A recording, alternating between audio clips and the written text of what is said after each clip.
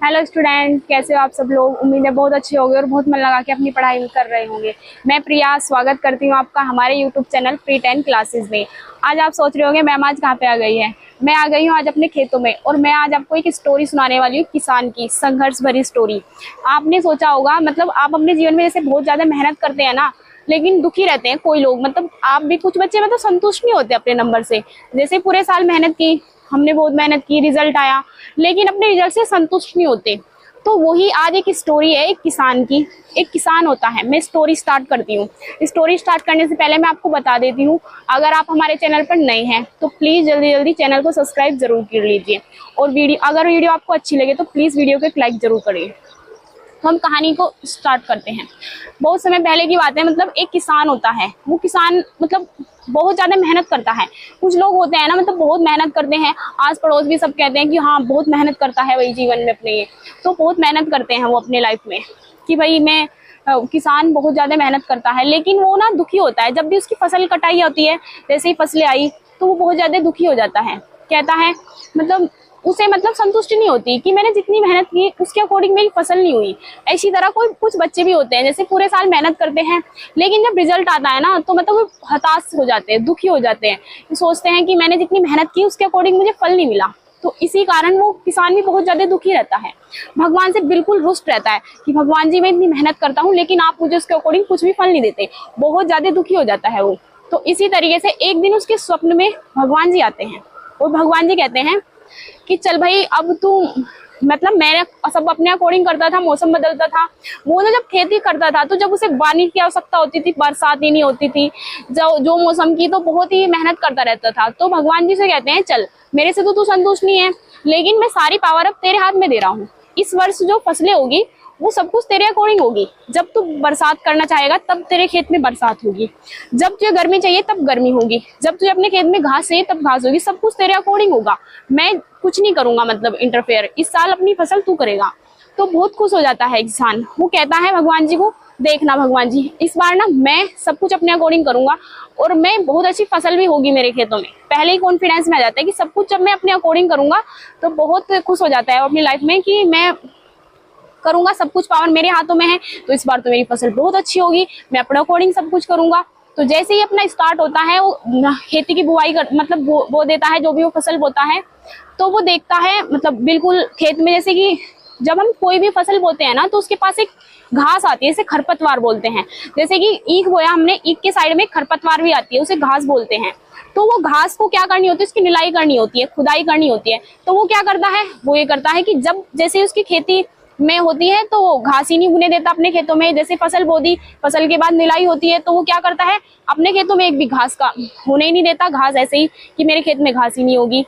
पानी, जब उसे पानी की आवश्यकता होती है समय से पहले बरसात करा देता है कि सब कुछ मेरे अकॉर्डिंग होगा। जब मैं बिल्कुल भी मतलब अपनी फसल को खुश रखता है वो कि जब मुझे जो जरूरत होगी अब मैं वो करूंगा, कि सब पावर तो उसके हाथों में थी अब। तो जब बरसात की आवश्यकता है तब बरसात होती है, जब गर्मी की आवश्यकता होती है तब गर्मी करता है, जब ठंड की आवश्यकता होती है तब ठंड करता है, अपने अकॉर्डिंग सब कुछ करता रहता है। इसी तरीके से मतलब फसल बो दी, फसल पक गई, फसल पक जाती है, बिल्कुल साल का अंत आ जाता है, मतलब फसल जैसे कंप्लीट हो गई। तो वे फसल जैसे ही वो अपना खेतों में जाता है, देखता है कि इतनी अच्छी मेरे खेतों में हरी हरी जो है फसलें लहरा रही है, बहुत ज्यादा खुश होता है कि देखो मैंने मेरी मेहनत का फल मुझे मिला है। मतलब भगवान जी से वो मतलब होता है कि देखो अब मैं भगवान जी को बताऊंगा सब कुछ मैंने अपने अकॉर्डिंग किया है, तो मेरे खेतों में फसलें कितनी अच्छी हुई है। तो वो बहुत खुश होता है अपने उसमें।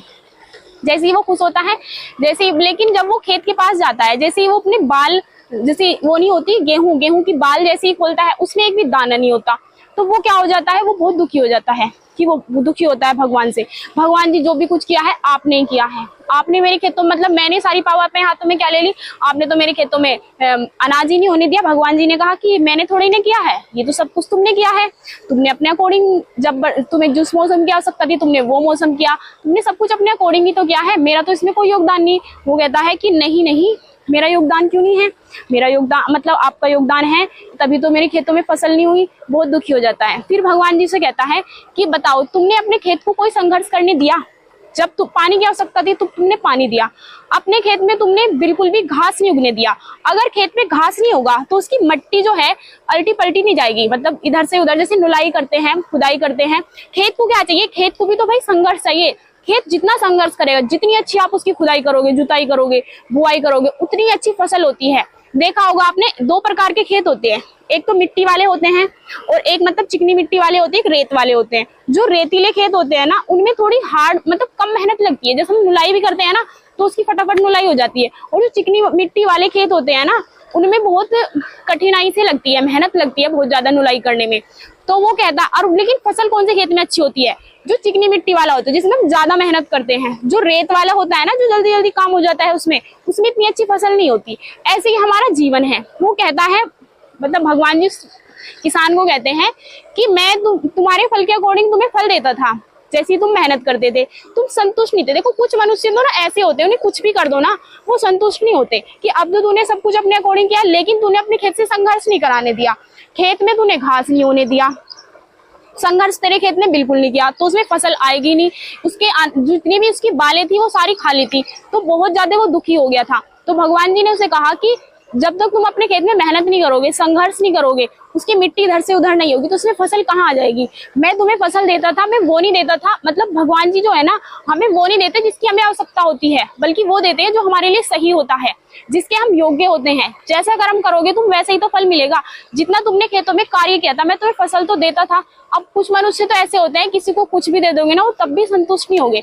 तो बस उसे प्रॉब्लम थी, अपनी लाइफ में संतुष्ट नहीं था वो। जैसे ही आप लोग भी पूरे साल मेहनत करते हो, लेकिन जैसे रिजल्ट आता है, चलो ठीक है, लेकिन जैसे ही दोस्त के नंबर ज्यादा सुन लेते हो तो आपको बहुत गुस्सा आता है, उसके ज्यादा कैसे आ गए, वो तो मुझसे कम पढ़ता था, मैं तो उससे ज्यादा पढ़ता था।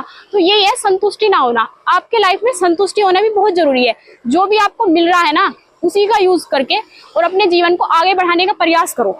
बल्कि ये दोष देने से कि मेरे पास ये नहीं है, मेरे पास ये नहीं है, मैं ये नहीं कर सकता, मैं वो नहीं कर सकता, तो ये सब कुछ बहाने हमें अपनी लाइफ में नहीं बनाने चाहिए। ऐसे ही वो किसान बहाने बनाता था। तो फिर उसने भगवान जी से कहा कि भगवान जी आप ठीक है, अब सब आप अपने हाथों में रखो सब कुछ, ये पावर, इस पावर को मैं नहीं यूज करना चाहता। क्योंकि वो समझ गया था कि खेत में संघर्ष कराना जरूरी है। अगर हम खेत में संघर्ष नहीं करेंगे तो हमें उसके अकॉर्डिंग फल नहीं मिलेगा। तो यही थी आज इस किसान की कहानी। तो इसी के अकॉर्डिंग मैं आपको बताती हूँ, जैसे ही आप फल जीवन में अपने कर्म करते हैं ना, जैसे पूरा साल पड़ा है उसमें मेहनत करने का प्रयास करो, अपना 100% दो। ये बहाने मत बनाओ, आज लाइट नहीं आई है, आज हमारे घर में ये नहीं है, आज तो ये नहीं है, वो नहीं है। ये बहुत ज्यादा बहाने होते हैं। पहले लाइफ में भी तो जीवन में बहुत लोग पढ़ते थे, कहाँ लाइट आती थी, पूरे पूरे दिन लाइट नहीं आती थी, पूरी रात लाइट नहीं आती थी, वे भी तो पढ़ते थे।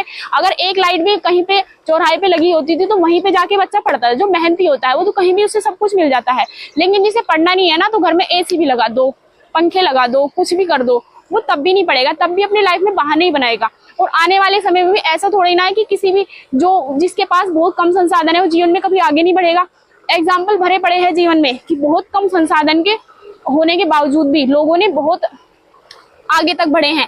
तो इसी तरीके से आप भी बढ़ सकते हो। आपके पास जो भी है और जो भी आप करना चाहते हो, तो सबसे पहले तो आप अपने अंदर को जानो कि आपकी किस चीज में रुचि है, उस चीज को करना स्टार्ट करो और उसमें आपको सक्सेस जरूर मिलेगी। इसी के साथ आज मैं अपनी वीडियो को यहीं पे रोकती हूँ।